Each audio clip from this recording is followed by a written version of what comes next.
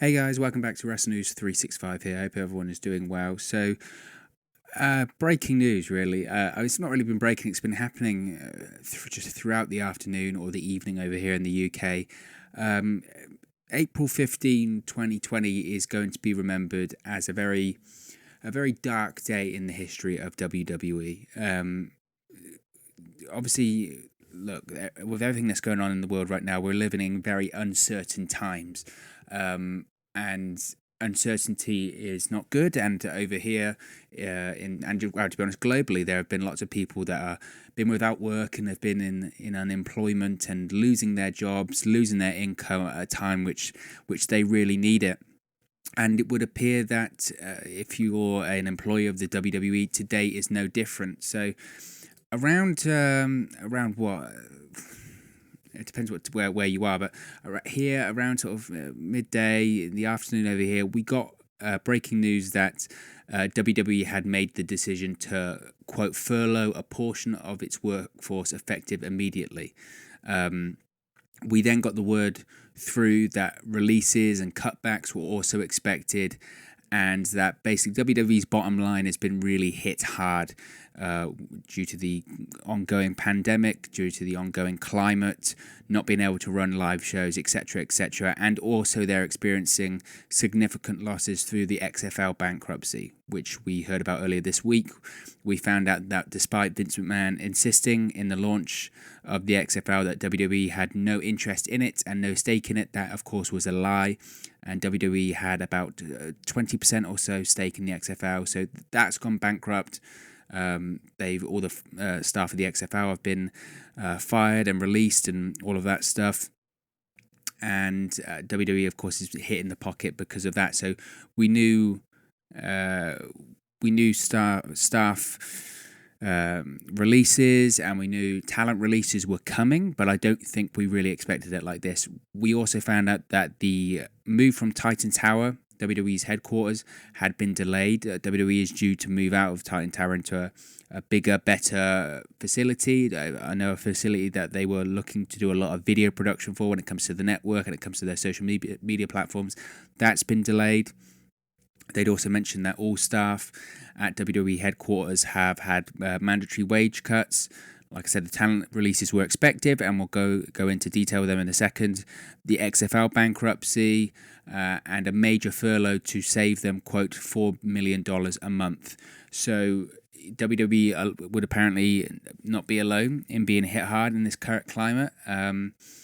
I guess they've got to pay off some of that money to find out that they're essential business. I mean, we know that WWE is essential business in Florida. That's how they can continue to do live shows at the moment. Hint, hint, the reason why they've been given that term essential business by the Florida governors is because they've promised that whilst Florida missed out on WrestleMania 36 this year, WrestleMania 38 will be going back to Florida. So they have well and truly greased the palms of the Florida governors there to ensure that WWE can still operate during this period of time. And everything is now that everything's starting to come to light, everything's starting to make a little bit more sense when it comes to WWE. This also explains why Vince McMahon chose to remain live for the TV shows going forward at the moment. We've heard the reports that in the Fox and USA Network contracts, WWE has a specific date of taped episodes per year. The rest have to be live. Now, a lot of people are saying, well, even if they're not going to be live or anything like that, Fox and USA Network aren't going to sue them, or they're not going to say breach contract and try and ditch WWE. But I think Vince McMahon here is trying to read the writing on the wall. He knows that the company can't afford to even give the USA Network and Fox a possibility of an out of their expensive TV deal rights. That's not to say that they would, but after all the losses that WWE have had this week, the TV rights almost are all that WWE has at this point, Look, I don't know how much the rights fees are for Monday Night Raw for USA off the top of my head, but they're not $1 billion, but they're close. Obviously, we know that Fox's TV deal rights for SmackDown are $1 billion over 5 years. But just like WWE and Fox and NBC Universal won't be alone and getting hit hard in the pocket when it comes to this financial crisis or this global crisis that we're in at the moment. So $1 billion might suddenly look like quite a lot of money to Fox for a product that they're airing that maybe doesn't get the ratings that they thought it would do. Remember, SmackDown debuted at about 4 million viewers and averages out now to about 2.5, 2.6 million viewers a week. I don't know what their expectations were for SmackDown coming into it, but it makes you wonder. They might look at that in 6 months' time when, you know, they're really hit hard because there's no live sport airing, going, look, actually, this $1 billion, we can't afford it. And if they do have the out of, well, you didn't actually fulfill your contract, you didn't do all of these live shows, we're going to cut it short here. So I think Vince McMahon just doesn't want to give them an out, to be honest, at this point. So that was a situation then. And like I said, at the time, we all assumed that these talent releases were coming. We all thought that people were going to be leaving, but I don't think I know I didn't think it was going to be to the extent which it has been, or the extent of which we've actually seen come to light now, because this has been just. I don't even know necessarily what to say, to be honest. I'm still kind of, you can probably tell by the tone of my voice, I'm a bit in shock by it at the moment, because it's just so crazy at the moment, so out there. So let's go through what is at the moment, in the time of recording, the full list of talent releases that have been announced by WWE. So we've got Kurt Angle on there. Of course, Kurt Angle had retired as an in-ring performer, but he was working backstage as a producer for WWE. Now, I don't know if even though he was working as a producer, I don't know if he was still technically on a talent contract. If he still had a wrestling contract, I'm under the assumption that he had one more year left under a talent contract. He's gone on record to state that he retired a year early in WWE, or Vince McMahon wanted an extra year. So if he was on a talent contract, of course, Kurt Angle is going to be on the higher side of things. So I can understand that from a budgetary point of view. And this is going to be a recurring thing when I go through all of these names, because I am going to go through all of these names because I think everyone on this list deserves their own recognition in their own way, because this really frustrated me when we saw this come out over social media, because if you didn't experience it live today, these names didn't necessarily all came out in one go. Some came out at the start in a batch, but basically they came out drip by drip across social media. And the reason as to why it was like that is because WWE was physically going around ringing these people or sending them a text message to say, you're going to have to leave because of the cutbacks. And it was horrible. I mentioned on Twitter, can you imagine seeing all your co-workers get laid off and just staring at your phone, waiting to see, am I next? Am I going to keep my job? And as I mentioned at the top of the video, this is a very uncertain time at the moment. And this isn't a case of, I saw people say, oh, well, this is great. They can go to AEW, or they can go to New Japan, or they can go to Impact. I don't think so. I don't think so at the moment. Look, first of all, now they're technically independent wrestlers. Where are they going to go? There aren't people running shows at the moment because they can't. There isn't money out there to be made at the moment as a professional wrestler. People will say, well, AEW is still running shows. AEW will be hit on the bottom line as well. I doubt they're going to be hiring new talent, maybe in exceptional circumstances, maybe one name from this list, maybe two, but they're not going to risk it, because why would they? They've got a roster full of people that are under contract now, and WWE are a publicly traded company, whereas AEW are a company that's owned by a billionaire whose dad is a billionaire. They've got the resources there. So I don't think this is a case of, they're going to jump straight to AEW, it's going to be no problem. They're now without a guaranteed income for a substantial period of time, at a time which they need it, and they don't know where the next paycheck is going to come from. So this isn't something to be taken lightly. This isn't something to just say, oh, they're going to go to AEW, or they're going to go to Ring of Honor, or they're going to go to Impact, because no one's running shows at the moment. It just isn't working like that. That's the situation we're in. So I really do feel for them. And as we'll touch on the names in a second, this was people's dream. You know, WWE, you can say whatever you want about it. You can slander it. You can criticize the product on TV. Lord knows I do. But it's still the biggest show around. It's still the show. It's the show you go to make a name. And it's the show you go to cement your legacy. And I would say everyone on this list probably grew up dreaming of becoming a WWE superstar. And because of the world we live in at the moment, that dream has been taken away. And that's between the talent, the producers, the employees at the head office. Some people have said it could be in like the hundreds. Look, it's just, like I said, it's a horrible day. It's a sad day. It's a really sad day. So like I said, Kurt Angle is gone, which again, and this is going to be a recurring theme as well. If you go on Kurt Angle's Instagram, you go on his social media, he's got lots of young kids at home and lots of young children, and now they have a breadwinner not bringing home money to, feed his family, protect his kids, keep the roof over their house. Look, I'm sure Kurt Angle is fine in the bank, but, it's about keeping your family safe, it's providing for your family. And that's why, these sort of things really shouldn't be joked about, and they should be taken seriously. And I hope that they are taken seriously. So another name was Drake Maverick, former 205 Live general manager, former 24/7 champion. It was really heartbreaking about this one as he put a video on his Twitter account on social media talking about his immediate response. He had tears in his eyes. This is obviously his dream, and obviously I sympathise with him being a fellow Brit. Again, just really sad. And he's a guy, and this is again going to be a recurring theme through this list, a lot of recurring themes here. Immensely talented, can do it all. General manager, tremendous comedic wrestler, but can also wrestle in the ring. People forget that about Drake Maverick, but he really can work in the ring as well. But yeah, tremendous worker. It's his dream to go to WWE, and ultimately that's been cut short because of this terrible world we're living in at the moment.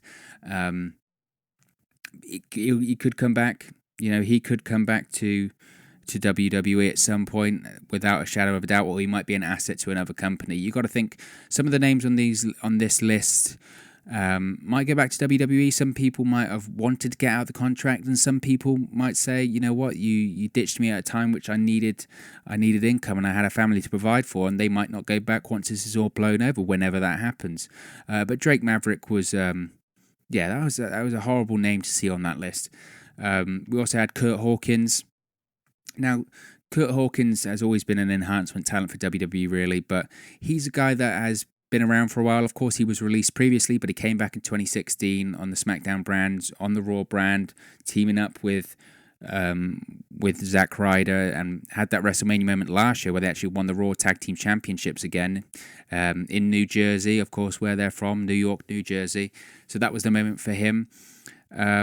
Again, it's one of those things. I know he's got a young child at home, and it sucks. It really sucks to be released and then get back to the company. Obviously, he had the losing record, but those guys are important to have on the roster. I understand WWE's point of view from this point because he's an enhancement guy. No disrespect to Curt Hawkins, but once he's released, the sky isn't going to fall down. But it's still sad to see. And then these two names really stuck out to me was Carl Anson and Luke Gallows. Now, this one was surprising for several reasons. Of course, Luke Gallows and Carl Anderson, their contract was coming up last year, and there was a bit of a question about whether they would re-sign with WWE, and then they were paired back together with AJ Styles. They won the Raw Tag Team Championship, and then it was announced that they'd signed new 5-year deals. So, at the time, it was under the impression that Carl Anson and Luke Gallows were here to stay, so that was shocking. They're not totally huge guys on the roster, but they're upper card guys. They're one of the foundations of the tag team division. Last year they won a tag team turmoil tournament to say that they were the best tag team in the world. I criticised that when it happened because their booking afterwards was anything but that.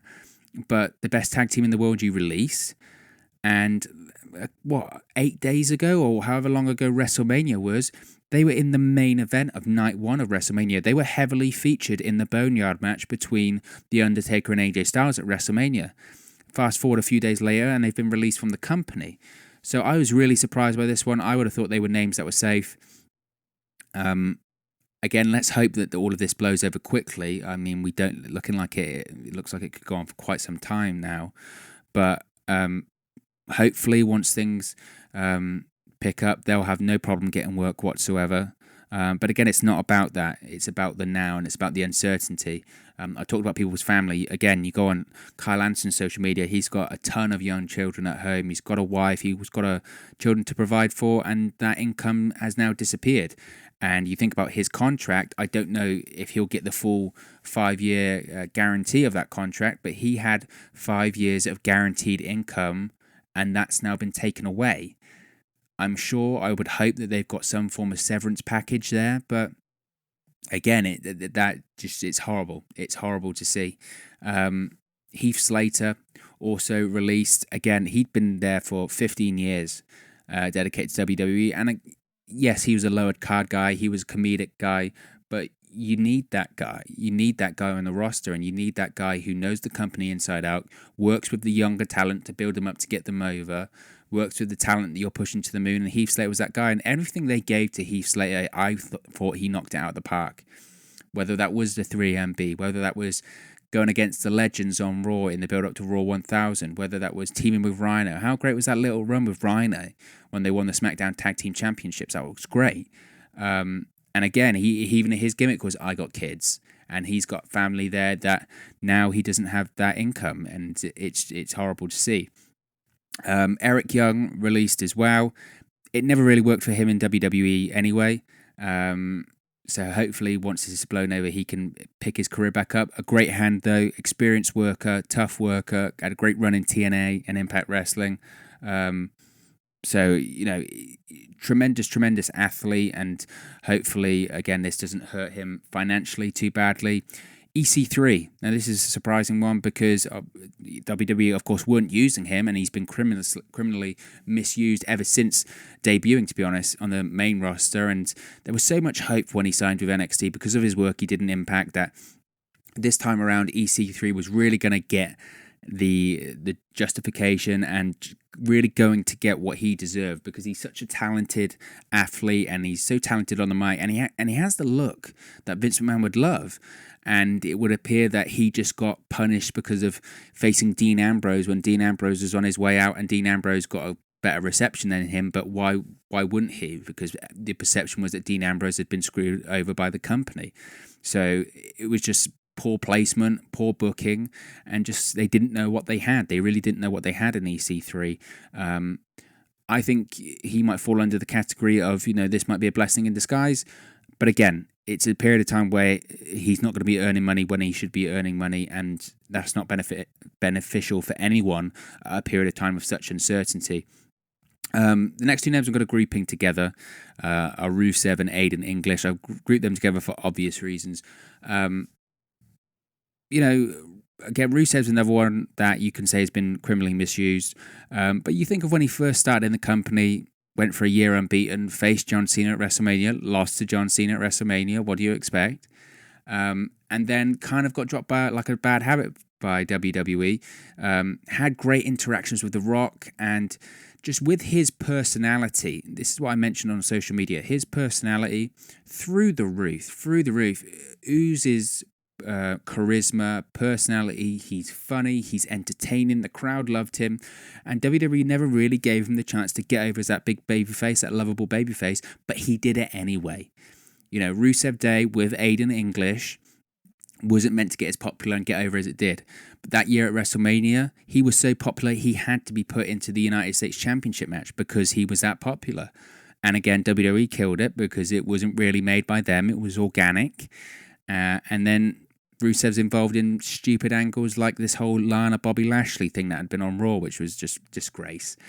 And Rusev has been wanting out of his contract for a while, so again, I don't think he'll necessarily be too annoyed at this one, but it does throw up the question about what will happen with Lana, her status with the company. Of course, they are still married in real life. Don't believe everything. Kayfabe, I understand that one. But it's a great loss to WWE. It really is. I think he's such a talent, and he would be one that, like I said, that you might have AEW going, look, we might take the hit and pick them up now. So maybe we might see a Rusev in the future in an AEW, but again, it's not really about that at this period of time. It really isn't. As far as Aiden English, again, he didn't get given a lot in WWE, but he made the best out of it. And that's all you can ask. He made the absolute best out of it. He was a great hype man for Rusev. Again, Rusev worked with The Undertaker in a casket match, the Greatest Royal Rumble, and Aiden English was involved in that. And after they decided that they were going to split Rusev and Aiden English up, which no one wanted them to do, and had that terrible Rusev versus Aiden English feud, Aiden English went on to become a pretty damn good commentator on 205 Live. Again, got thrown a bone that really shouldn't, that WWE just decided, oh, you can do this, and he knocked it out of the park, and that's what the best performers do. And again, I think he's another loss to WWE. I really think he is. Lio Rush was also announced. Strange one, considering how young he is and how talented he is. I know he has some previous backstage issues with WWE, backstage issues about his pay, his treatment on the road. You got to remember, in 2018, he was a big part of Raw when he was the hype man for Bobby Lashley, and he did a good job at it. He did a really good job, and that wasn't really his forte as well. Lio Rush is a tremendous worker, so much so that after he got sent home by WWE and people didn't expect him to come back, he came back to NXT and pretty much won the NXT Cruiserweight Championship immediately because they know the talent that Lio Rush has. Like I said, his attitude sometimes might be questionable, but I think that's just because he's so good and he knows he's so good at what he does. So again, I was surprised by this one because of how much he'd been featured into NXT and how much he'd only recently, dropped the Cruiserweight Championship when he dropped it to Angel Garza. I was surprised by this one, and I think again I'm really hesitant to keep saying this, that going, oh, he'll do well, he can go here and there, because like I said before, it's not about that. It's about the now, because there is so much uncertainty. It's difficult to talk about the future when we don't know what the future looks like at the moment. So yes, he'll do very well. I'm sure he'd do excellent on the independent scene. He'd do excellent going to an AEW or New Japan. Can you imagine him in like the best of the Super Juniors? It'd be tremendous. But what does that future look like? We don't know at the moment. I know he's very active on social media. He's very active in creating and performing music, releasing music. So maybe he'll double down on that. It's pretty good if you want to go and have a listen to that, if that's your sort of thing. So I think he'll do it okay for the time being. But he's, again, a tremendous wrestler. So, again, it's a loss to WWE. These are all losses to WWE. We had Sarah Logan, who, of course, just Monday night on Raw faced Shayna Baszler and lost to Shayna Baszler in that Money in the Bank qualifying match. Technically, the ring announcer said she won the match, so she's within her rights to show up at Money in the Bank, even though he botched that. I think the sad thing from this one is that Sarah Logan, when I think about it, I know she's married to Eric out of the Viking Raiders. Obviously, they were on the same brand. They, of course, would have been traveling and working together. I guess that's not going to happen now. And the Riot Squad, I was a fan of the Riot Squad. I really was. I thought they were a unique trio, and I thought they got over. They did the best of what they could. They're very close friends, and you could feel that coming through the screen. It was legitimate. It was real. And it sucks a little bit that we're not going to see a Riot Squad reunion in WWE going forward. This one was... We mentioned Rusev, and there's another one we'll touch on in a minute. To me, this was the most shocking one, and it wasn't even an actual in-ring performer, technically. It was a referee, and WWE announced the release of Mike Keota. Now, Mike Keota has been with the WWE since 1989, so that's over 30 years.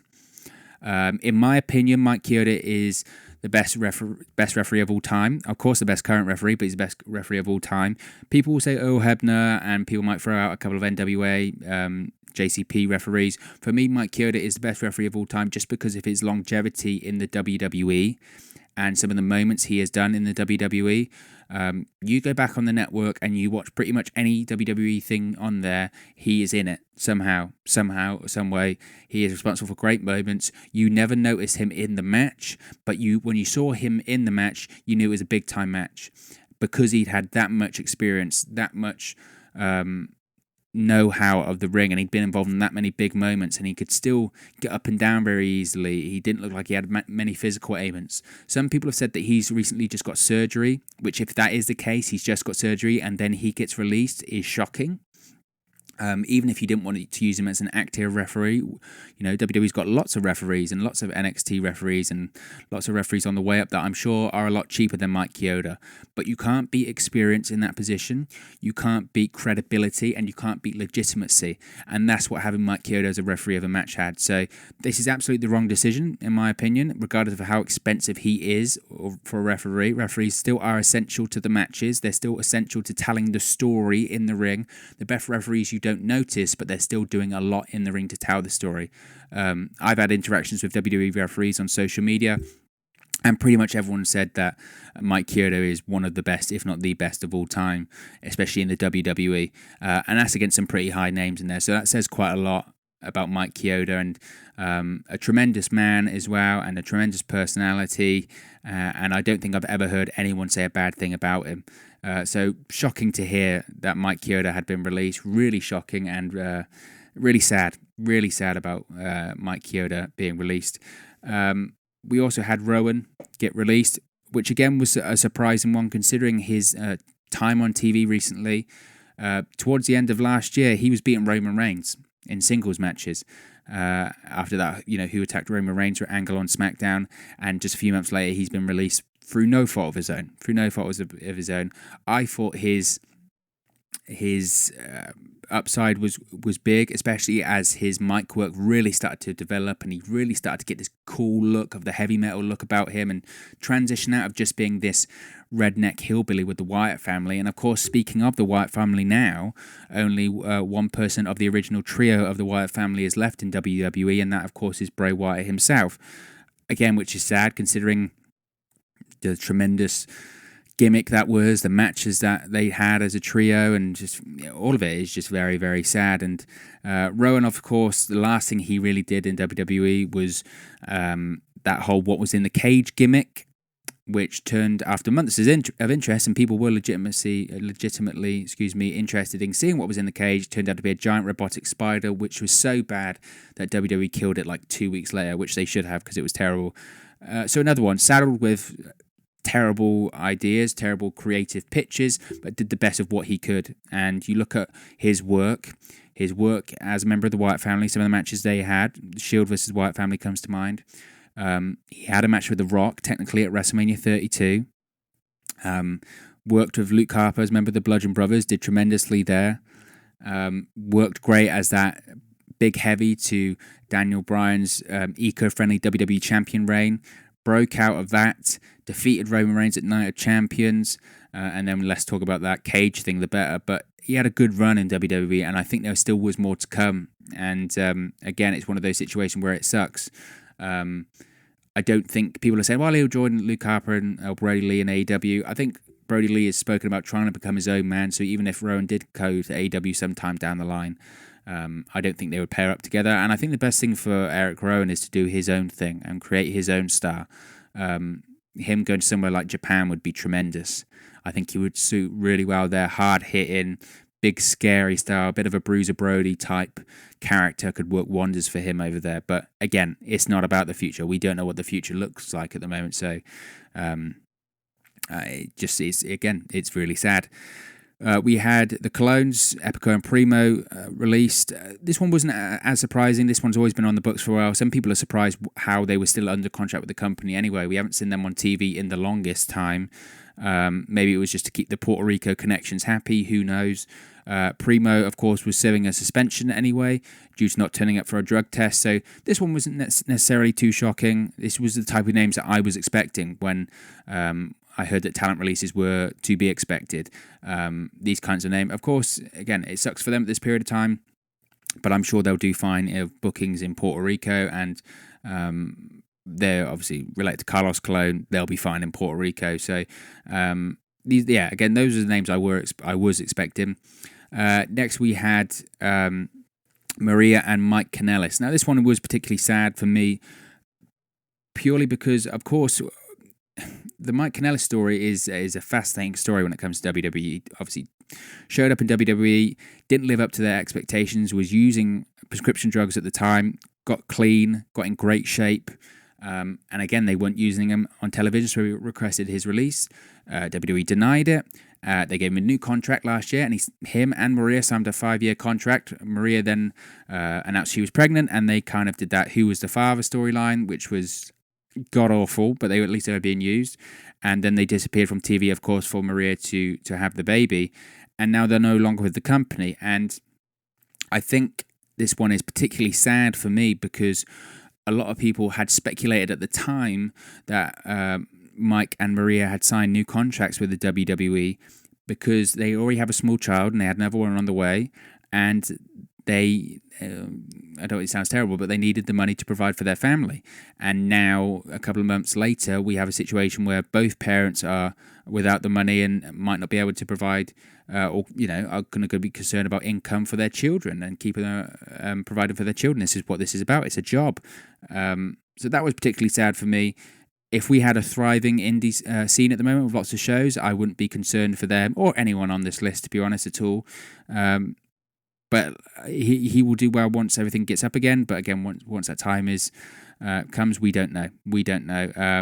And I enjoyed his work in Ring of Honor. I think Maria's great on the mic as well, and they're a great duo.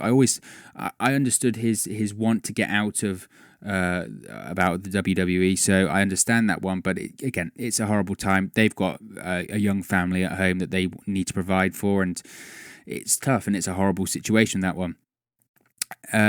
Next, we had Zack Ryder, who always seems to be the one who avoids these release calls, and people have always said, you can do so much more outside of WWE. And Zack Ryder has actually been under contract since 2005, so 15 years, and it has come to an end because of this. And again, like with the other superstars that have been released, if this was a normal time with a thriving indie scene or whatever, I would not be worried in the slightest. Zack Ryder will probably make more money than he has ever made in his career. That obviously won't be the case at the moment, but Zack Ryder has diversification of a lot of interests. He obviously has his podcasts, and he knows he's an entrepreneur guy. It was never, ever meant for him to get over the way he did in WWE. WWE didn't want to get behind him. WWE didn't want to do what they did for him, and he got so over online to the point they had to put the United States Championship on him, and then of course they buried him immediately because it wasn't part of their plans. They couldn't control it. But Zack Ryder's story is tremendous, and they'll never be able to take that away from him. Those moments they'll never be able to take away from him. He wasn't booked properly. He was criminally underutilized. He was so popular and sold so much merchandise, but still WWE didn't care enough to really get behind him. And I mean really, really get behind him. Yeah, but despite that, he still has his moment at WrestleMania 32, where against all odds, he wins the Intercontinental Championship ladder match, and he celebrates with his dad in the middle of the ring, and then Razor Ramon holds his Intercontinental Championship. They can never take that away from him. They really can't, and again, this is really sad, and it's horrible. But I think he'll be fine financially when it comes to anything like that. Like I said, he's got diversification of income. He's been with WWE for 15 years. But this shouldn't be the way that Zack Ryder's WWE career came to an end. This shouldn't be his story, the way that this story had to happen. And his WWE run should be looked back on. He could have done so much more, and WWE should have used him for so much more. But they didn't. And it's their loss, and when everything picks up, people go, he'll come back. And I don't think he will. Because I think there'll be better options for him out there. He'll make a lot of money. And I think he'll be okay now. He said he's excited for the future. And like I said, all of those memories, they can't take it away from him. They really can't. Sometimes you're scared to make that jump out of WWE. But he's lived the dream in WWE. And of course, he was a company guy. He would have happily stayed there, I think, his whole career and just been Zack Ryder, how he'd been Zack Ryder. But sometimes you need the push. Maybe this is the push that Zack Ryder needs. So I'm slightly positive about Zack Ryder when it comes to this one. Not positive with the climate that we're in at the moment, but I'm slightly positive for Zack Ryder's future post WWE. We had No Way Jose released as well. And again, these were the kinds of names that I was expecting. When I'd heard the talent cuts. Again, it's not nice. I think anyone that gets saddled with that dancing gimmick, whether it was No Way Jose, whether it's Adam Rose or anything like that, I think they're on borrowed time anyway. So again, it's very sad, and he seemed pretty cut up about it, where he released a video on social media similar to Drake Maverick. And look, these guys' dreams. They've worked for so many years to get here, and then because of situation or circumstances out of their hand, they don't have the opportunity to live their dream, and it just doesn't seem right, does it? So we have a couple of NXT releases as well. As of recording, we don't have the full list, but the list we do have, we have Alexander, who was a German athlete, and Diona Perazzo. She was a tremendous worker, a tremendous worker. And there had been rumours about her leaving WWE for a couple of weeks. She had made a couple of appearances on NXT and Raw and all of that stuff, and on Main Event. She's a good worker, and I think she'd been struggling in the WWE system anyway, so this might be slightly beneficial for her. She might have needed this out.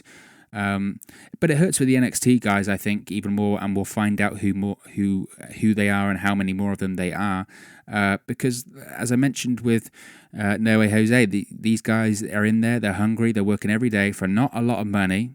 It's more money, less money than you would think, and their dream gets crushed because of something that's not in their control and it's out of their hands. And again, it sucks. It really does. We also heard that some producers had been released, but PW Insider had quoted that not necessarily all of them had been released, but had just necessarily been furloughed, so they could be coming back. The names given were Billy Kidman, Mike Rotunda, of course IRS, Finlay, who I'd like to take a moment to just praise as well, because WWE likes to talk about the women's evolution, the women's revolution in WWE, and their rise from doing pillow fights, bikini contests, to credible matches in the main event of WrestleMania. Finlay really is the godfather of that. You can talk about NXT, you can talk about all of these other people, and they are everyone's a cog in that revolution. It wasn't just one person, but Finlay has always worked and produced the female matches in WWE until his final day there. And you look at the evolution there, and every single person that has worked with him says how much of an asset and how much he's helped and developed their career. You look at some of the matches he's helped produce in that female division, some of the stars he's helped make. You look at Charlotte Flair, Sasha Banks have all come out already today to praise him, and that says a lot. So I was shocked by that one, because he really was the driving force behind that female division. So it's sad. It's really sad to see that one. Other names listed as being furloughed or released were Pat Buck, Sean Daivari, Scott Armstrong, which was a surprising one considering I know he held quite a high position in WWE along with Billy Kidman, Sarah Stock, Shane Helms and Lance Storm. Shane Helms and Lance Storm had also been recent producers or recent additions as producers in WWE. Particularly Lance Storm one was a bit of a gut punch to me, because I don't know if specifically he closed down his wrestling school or his wrestling academy to become a producer for WWE, but I'm sure that was a factor in it. And just 4 months in, unfortunately, he's lost the job, or he might be furloughed. So again, that really sucks. I'm sure financially he's fine, because he ran his own business for several years, and Lance Storm's a smart guy, save his money. But again, it sucks to lose your job, and you sucks to lose your dream job only 4 months into it. It sucks. And then finally, we had a writer, Andrea Listenberger, was also announced on social media that she had been released along with several other people today as part of the writing staff. A shout out to Andrea as well, because she was instrumental in the Otis and Mandy Rose storyline that's been playing out on SmackDown ever since Christmas. And if you listen to this, if you follow me on social media, you know that I think that's the best thing going in WWE today. On SmackDown. for the longest time. Maybe ever since they moved to Fox, that storyline has been the best thing. That's been gripping. It's been emotional. I'm invested in Otis like I wasn't before, and that's largely due to her input. So while she's gone, her story will be remembered forever, and it delivered a WrestleMania moment, even if the WrestleMania moment was in front of no fans. So a special shout out to her. Again, it sucks, but she did a tremendous job, and I'd really enjoyed her work, her writing on SmackDown. So that is the releases at the moment as we know it. I'm sure we'll hear more about this in the coming hours, coming days. Be sure to check back here. Be sure to check back on our social media. At Twitter, we're at 365Wrestle. Instagram at WrestleNews365. Facebook at WrestleNews365. And I'm writing daily articles at Sports Keota, so be sure to check me out over there as well. The more read you do that, the more you'll kick back to WrestleNews365. And obviously during these trying times, I really appreciate that. Yeah, like I said, this day, April 15, 2020, will be a dark day in WWE. Lord knows we've seen quite a few dark days in WWE, but this is a horrible one. It's never nice to see people lose their jobs. Obviously, it's slightly different in the world of professional wrestling because, especially in the last few years with WWE hoarding talent, it's kind of been when someone does get their release, they've finally been freed and they can go somewhere and they can make money and they can be creative. But it isn't the case today. That it kind of feels like people, you worry for them and you feel sad for them and you feel sad for their families. And you see some of these performers releasing videos on social media of being teary and being upset and obviously distraught that they've lost their dream job. And it really does hit you in the stomach. And it's evidence that WWE has been hoarding talent for the last few years, without a shadow of a doubt. They've been hoarding talent to try and keep them from the competitors, and now they realise that they can't afford them with the current crisis that we're in. That should be one. In terms of Vince McMahon, it just proves once again he is a ruthless businessman. You think of the week he's had, the XFL have gone bankrupt. He's had to essentially grease the palm of a Florida governor to keep them as essential business. Last night on Dark Side of the Ring, it was implied that he helped cover up a murder, and today we have thousands. We have several talent being released from their dream jobs at not that much notice. So crazy week and crazy story and crazy times, not only for the world but obviously for WWE as well. And like I said, I'm sure this story will continue to develop as we go on, and we'll try and keep you up to date as possible. Be sure to subscribe here and we'll keep you up to date as possible. So what do you think about all these releases? Which ones surprised you the most? What do you think's next for these releases? Do you think more are coming? What is your opinion on WWE doing releases anyway? Should they do it? Do they need to do it? Let me know in the comment section below. Be sure to like, share and subscribe. You can do that by clicking the bottom right hand corner on the screen right now, or clicking the subscribe button, or if you wait a couple of extra seconds, there'll be a subscribe button at the end of this video along with another video for you to watch. Thank you very much for watching, listening, streaming, or however you've come across this video today, and I'll speak to you again very, very soon. Hey guys, thank you for watching, listening, streaming, or however you come across this video today. Be sure to click on the video on the right there to watch our next video, or click the bottom there to subscribe, or the bottom right hand corner. Thank you very much, and I'll speak to you again very soon.